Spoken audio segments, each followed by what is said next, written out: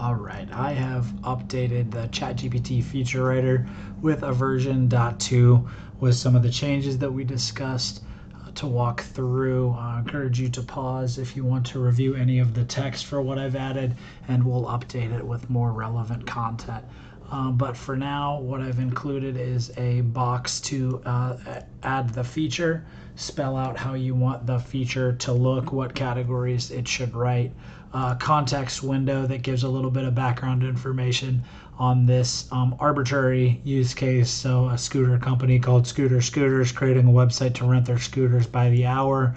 It also includes context that is separate for the customer-facing website using a stack of Angular, Google Go, and SQL database, and in-house apps should utilize a tech stack of Django, Scala, and a DynamoDB. So these just include a little bit of difference arbitrarily to see that ChatGPT does take that into account when writing the features.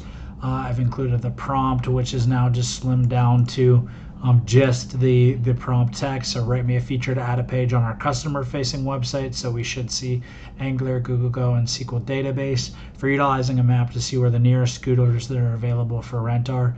I've also added options so that you can select the model between ChatGPT and 4 and 3.5. I find GPT-4 is a lot better, so I will leave it with that.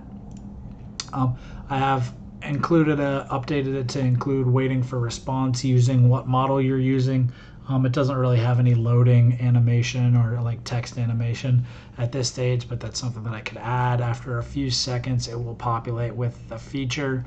And just scrolling down super quick, it does include context-specific information like the stack.